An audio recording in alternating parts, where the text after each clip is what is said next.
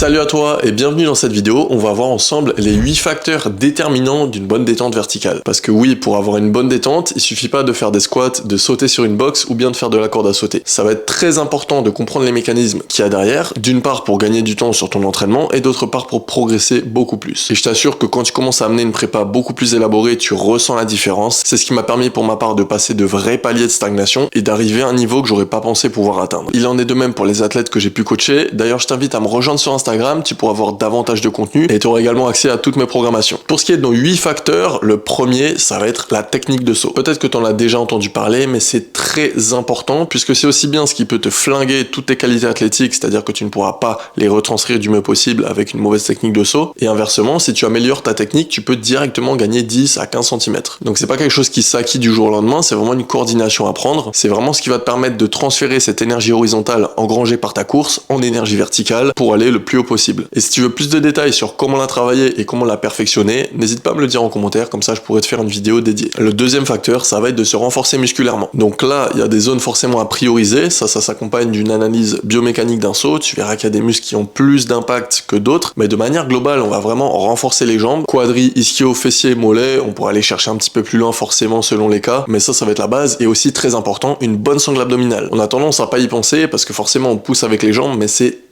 très important, puisque c'est ce qui va assurer le transfert de force du sol vers la fin de la propulsion. Il y a une phrase qui dit, tu es aussi fort que ton maillon le plus faible. Et quand tu sautes, faut vraiment le voir comme une chaîne. Donc s'il y a un maillon faible, à savoir ta sangle abdominale, forcément ça va casser et tu perdras énormément en puissance. Le troisième facteur, la force. Ça c'est très important, puisque quand tu sautes, on cherche à être puissant. Et la puissance, c'est la force multipliée par ta vitesse. Donc la force, forcément, c'est un des piliers de la détente verticale. Alors forcément, la force, elle doit être amenée intelligemment, puisque déjà, si t'es pas habitué, ça peut être très éprouvant, et ça reste toujours éprouvant, même pour quelqu'un d'habitué. Donc il faut gérer la progressivité dans ton entraînement et ton volume. Pour la travailler, le mieux c'est de rester sur des polyarticulaires de base, squat, trap bar deadlift, fente, RDL et j'en passe. Le quatrième facteur, ça va être un bon ratio force-vitesse, puisque comme je te l'ai dit précédemment, on cherche à être fort mais rapide en même temps. Donc c'est vraiment un bon cumul des deux à avoir. De manière globale, la majeure partie des joueurs qui passent entre mes mains et même la majeure partie des joueurs seront déficitaires en force. Donc souvent, ce que je préconise à l'aveugle, c'est du 2/3, 1/3. Mais tout ça pour te dire qu'il faut quand même garder un bon ratio. C'est pour ça qu'il y a des tests qui peuvent être effectués, le profilage force-vitesse. Et ce testing, il va te permettre de quantifier et de proportionner ton entraînement en force et ton entraînement en vitesse. Par exemple, si tu as un profil qui est légèrement déficitaire en force pour avoir un profilage optimal et que tu spammes la force, tu fais que ça. Il se peut que ça fasse l'effet inverse, que ton profilage soit déséquilibré, mais de l'autre côté. Le cinquième facteur, c'est la raideur articulaire. On parle souvent de raideur tendineuse, mais je préfère parler de raideur articulaire puisque c'est pas uniquement les tendons qui vont rentrer en compte, c'est vraiment toutes les structures de ton articulation. La raideur articulaire, qu'est-ce que c'est? C'est la capacité de ton articulation à résister à un mouvement. Si je peux t'illustrer ça, ça serait un peu comme un ressort. Plus il va être rigide, plus il va renvoyer rapidement l'énergie. Et à l'inverse, plus il sera souple et plus ça sera le contraire. Et quand tu sautes, tu viens comprimer ce ressort. Tu viens envoyer de la force vers le sol et là, une bonne raideur articulaire, ça sera très intéressant pour renvoyer rapidement cette force et te permettre d'aller le plus haut possible. Ta raideur articulaire, comment elle va se développer? Principalement avec la pliométrie, mais également avec le port de charge lourde. Donc un entraînement en force va y contribuer, mais il faudra y amener de la plio, et la plio, bien entendu, l'amener intelligemment. Même chose, si tu veux que je développe un petit peu plus sur la pliométrie, fais-le moi savoir en commentaire, je me ferai un plaisir de t'expliquer tout ça, parce que je vois encore beaucoup d'erreurs, et surtout beaucoup de gens qui risquent de se faire mal. Donc faut vraiment pas prendre ça à la légère.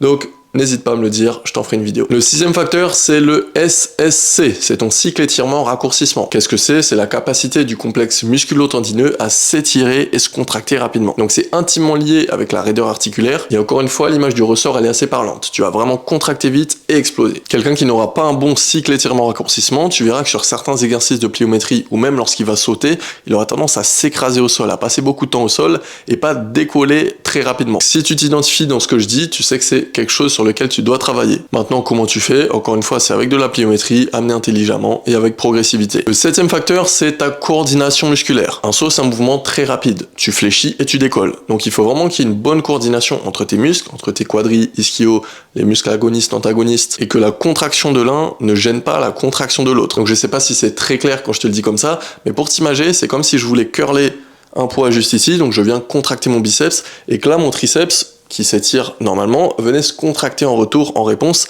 Donc forcément, si je veux faire le mouvement rapidement, ça gênerait ma production de puissance. Et cet aspect, honnêtement, tu vas pas le cibler indépendamment du reste. C'est quelque chose qui va se développer sur le long terme, en travaillant ta force, en travaillant en pliométrie, en allant sauter et s'exercer. Donc tout ça, c'est quelque chose qui va venir avec le temps et naturellement. Et bien sûr, ça va être plus rapide si tu t'entraînes du mieux possible. Et le dernier facteur, c'est ce qu'on appelle le RFD, Rate of Force Development. C'est le fait d'atteindre son pic de force le plus rapidement possible. Donc sur un saut, encore une fois, on cherche à décoller rapidement, c'est quelque chose qui va énormément nous aider. Et à niveau de force égale, quelqu'un qui aura un meilleur RFD, tu ressentiras une grosse différence sur des mouvements explosifs. Donc ça, encore une fois, c'est quelque chose qui, avec le reste, va venir progressivement, mais tu peux également l'isoler et chercher à le développer spécifiquement en allant isoler la phase concentrique avec, par exemple, de l'isométrie overcoming. C'est pas la seule méthode, il y en a aussi d'autres qu'on peut utiliser, mais personnellement, c'est ma favorite. On a fait le tour des 8 facteurs, donc j'espère ne pas t'avoir perdu, mais il faut bien que tu prennes conscience que la détente verticale, c'est un travail un peu plus minutieux que faire grossir tes biceps. En vérité, on va parler franchement, si je te dis tout ça, c'est vraiment pour que tu puisses progresser au mieux et le plus vite possible. Et comme je te le répète, un bon entraînement, c'est la base, surtout aussi pour éviter les blessures. Si t'es perdu dans ta préparation physique, n'hésite pas à cliquer sur le lien dans ma description. Tu auras des programmes ciblés sur la détente verticale et tu auras mon projet Become an Athlete, qui est une programmation sur 12 mois qui va t'amener détente, explosivité, mobilité, bref. Tout est dans le nom, te rendre la version la plus athlétique. Je t'invite aussi à lâcher un like et à t'abonner pour voir la suite de mes vidéos. Je vais essayer de t'apporter le plus d'aide possible pour que tu puisses construire au mieux ton entraînement. Je te remercie d'avance si tu le fais et je te dis à la prochaine.